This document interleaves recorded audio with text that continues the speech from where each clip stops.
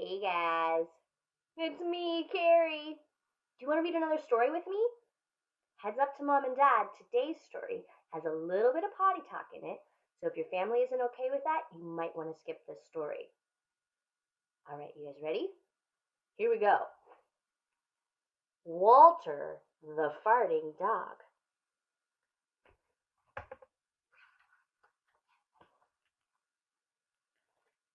Betty and Billy brought Walter home from the dog pound. Nobody wanted him, said Billy. But we love him, said Betty. Well, he smells awful, said their mother.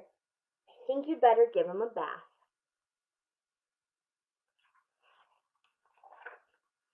Mother walked in and said, he still smells awful. And that's when they got the first clue, the telltale bubbles in the water.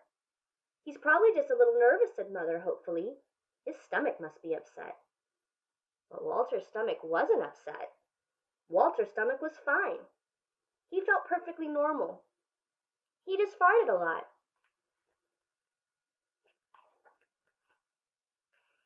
He did it when he bathed. He did it when he played with Betty and Billy. He did it when he walked around the house. He did it in the dining room. He did it in the kitchen. And he did it in his sleep. That dog farts morning, noon, and night, said Father. He can't help it, Daddy, said Betty and Billy. They didn't mind Walter's farts. So what if he farts? Billy said to Betty when they were alone in their room with Walter. Betty agreed. Walter agreed too. He sat there looking innocently around, farting. Take him to the vet, said Father. Farting, said the vet, or rectal flatulence, as we say in the medical profession, and prescribed a change in diet.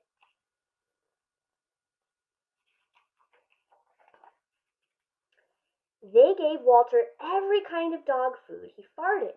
They tried him on cat food. They gave him hot dogs, hamburgers, and lettuce and tomato sandwiches. They gave him fried chicken. They gave him rabbit food. They made him a vegetarian. No matter what that dog eats, he turns it into farts, roared Father. Walter got the blame for everybody else's farts, too.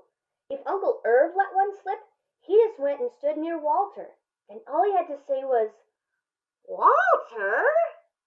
And everyone would look at poor Walter. He has to go back to the pound, said Father. No, Daddy, please, begged Betty and Billy. Don't send Walter away. He goes tomorrow, said Father. They pleaded. Walter farted. It was all over. That night, Betty and Billy cried in their beds, and Walter looked at them unhappily. Oh, Walter, said Betty, you've got to stop farting. Because Father is going to send you back to the pound tomorrow, said Billy. Walter knew how serious the situation was. He'd never see Betty and Billy again. He resolved to hold his farts forever.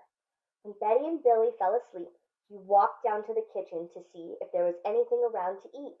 He managed to open the cupboard door with his nose and found the 25-pound bag of low-fart dog biscuits the vet had prescribed for him, which had made him fart more. Even though he knew they made him fart more, he couldn't resist. He ate the entire bag. Very tasty, said Walter to himself.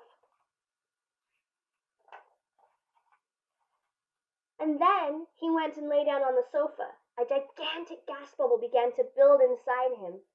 This is going to be trouble, he said to himself nervously. He was afraid of what might happen if he had let it go. He thought maybe the house would explode, so he kept it in. It wasn't easy. In fact, it was torture. But he had resolved never to fart again. His future depended on it, and he lay there with his tail wrapped tightly between his legs. He heard a noise at the window. He watched it slowly open. A pair of burglars came through. They dropped silently into the kitchen. Watch out for the dog, said one of the burglars. He won't bite, said the other. He's a wimp. Walter might have bitten him, except he was so filled with gas he couldn't move. They tied a rag around his snout so he couldn't bark. Okay, whispered the first burglar. Let's clear the place out. They took everything they could get their hands on. Walter wanted to stop them, but he was having unbearable gas pains. He rolled on his back and waved his paws in the air. He gnashed his teeth. We've got it all, said the second burglar. Let's go. That's when Walter let it fly. It was the worst fart of his life. It made a tremendous noise and shot him across the room. A hideous cloud filled the air. The burglars clutched their throats, unable to breathe. You see them right there? With tears in their eyes, they raced for the window. They tried to grab their bag with all the valuables in it, but their arms were too weak. Let's get out of here! They jumped out the window and ran up the block, choking and gasping for air, still blinded by Walter's attack. They stepped into the headlights of an approaching police car. Hold it right there, said the policeman.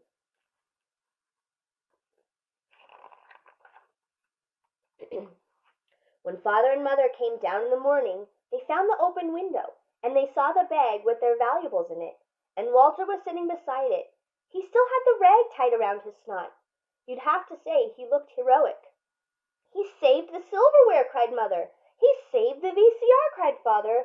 Good dog, Walter. You're our dog, even if you do fart all the time. And so the family learned to live with Walter, the hero dog. And that's the end of our tale. Hope you liked that story, guys. We'll see you next time.